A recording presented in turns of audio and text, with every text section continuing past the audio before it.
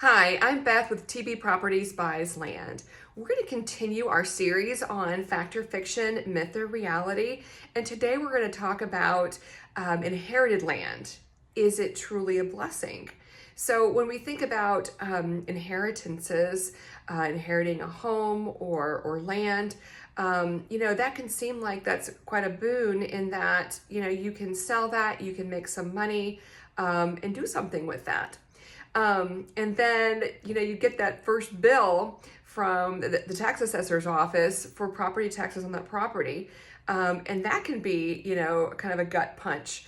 You might even get a letter in the mail saying that you have to clean up your property. I remember we bought some property inside the city limits, and as soon we hadn't even received the deed back in the mail when we got a letter from the city saying that we owed fines because we had to mow the lot. So there can be some unintended costs to inheriting a property. But at the same time, if you take care of those costs and you sell it, that can be an amazing thing, and you've got some cash and you can do something with that. Now, on the flip side, what was the process in which you inherited the land?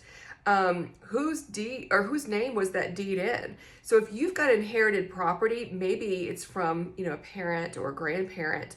But was that actually deeded in their name, or did they inherit it from another family member and they never cleared the chain of title by making sure they went with the county and got their name on that deed? The reason I say this is if this is just inherited over the years and being passed down as people pass away, and you just assume that you've inherited this property, if you go to sell this property and the title company says, listen, this property is so old and we don't even have records of this family member, or there's 100 different heirs all over the country and we can't even find all the heirs that could possibly have a stake in this property. Sorry, I can't sell it to you because everyone has to sign off on this. So if it's not clear cut, that could be, quite a burden for you. You may not even be able to sell the property. You may have to hire a real estate attorney to try to dig through that, and it may end up costing you. And if they can clear that chain of title and you can sell it, it may be worth it.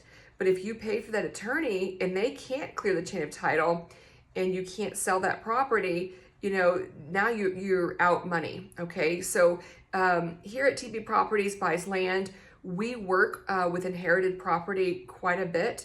I know that, inheriting property, you may not have the funds to try to hire an attorney. You may not be able to risk that. And we've worked with that before. There have been times we tried to buy property and we couldn't. There were too many heirs and legally it couldn't be done. And so we had to walk away from that transaction.